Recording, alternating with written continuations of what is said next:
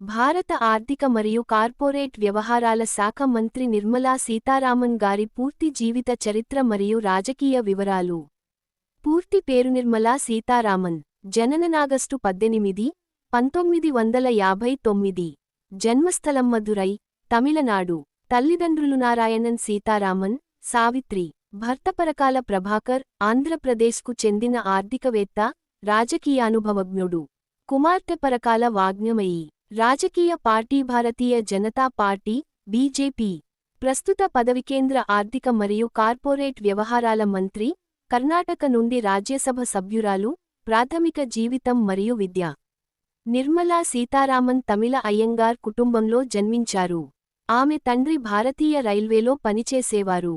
తమిళనాడులోని తిరుచిరాపల్లి, సీతాలక్ష్మి రామస్వామి కళాశాల నుండి ఎకనామిక్స్, ఆర్థిక శాస్త్రం లో BA పట్టా పొందారు.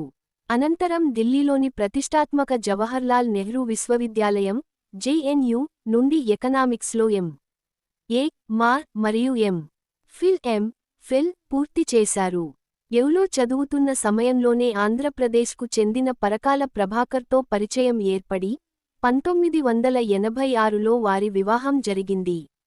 దీనితో ఆమె తెలుగింటి కోడలిగా గుర్తింపు పొందారు. ప్రారంభ ఉద్యోగ ప్రస్థానం.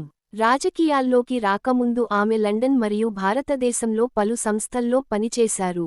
లండన్లోని హాబిటాట్ గృహాలంకరణ సంస్థలో అమ్మకాల ప్రతినిధిగా, ప్రైస్వాటర్హౌస్ కూపర్స్ PwC లో సీనియర్ మేనేజర్గా బాధ్యతలు నిర్వహించారు.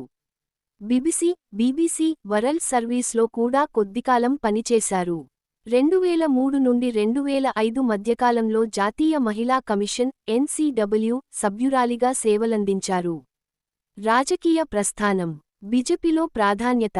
2006 భారతీయ జనతా పార్టీ BJP లో చేరారు. 2010 జాతీయ స్థాయి మీడియా సంభాషణల్లో తన ప్రతిభతో పార్టీ జాతీయ అధికార ప్రతినిధిగా, నేషనల్ స్పోక్స్పర్సన్ నియమితులయ్యారు. కేంద్ర మంత్రి పదవులు. 2014 తొలిసారిగా వాణిజ్య మరియు పరిశ్రమల శాఖ సహాయ మంత్రి, ఇండిపెండెంట్ ఛార్జ్ గా బాధ్యతలు చేపట్టారు. ఆ సమయంలో ఆమె ఆంధ్రప్రదేశ్ నుండి రాజ్యసభకు ప్రాతినిధ్యం వహించారు. 2017 నుండి 2019 రక్షణ మంత్రి, భారత తొలి పూర్తిస్థాయి మహిళా రక్షణ మంత్రిగా చరిత్ర సృష్టించారు. గతంలో ఇందిరా గాంధీ ప్రధానిగా ఉంటూ అదనపు బాధ్యతలు నిర్వహించారు. 2019 నుండి ప్రస్తుతం ఆర్థిక మంత్రి. 2019 మే నుండి భారత పూర్తిస్థాయి మహిళా ఆర్థిక మంత్రిగా బాధ్యతలు నిర్వర్తిస్తున్నారు.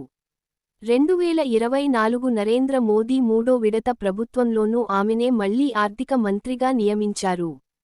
కీలక మైలురాళ్లు మరియు ఘనతలు. అత్యధిక బడ్జెట్ల సమర్పణ. భారత పార్లమెంట్లో వరుసగా అత్యధిక బడ్జెట్లను సమర్పించిన ఆర్థిక మంత్రిగా చరిత్ర సృష్టించారు. Digital budget.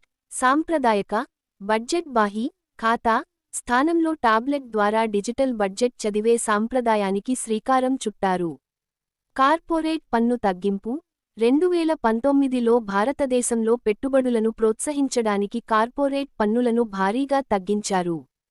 కోవిడ్-19 సమయం, మహమ్మారి కాలంలో దేశ ఆర్థిక వ్యవస్థను ఆదుకోవడానికి ఆత్మనిర్భర్ భారత్ ప్యాకేజీలను ప్రకటించి అమలు చేశారు.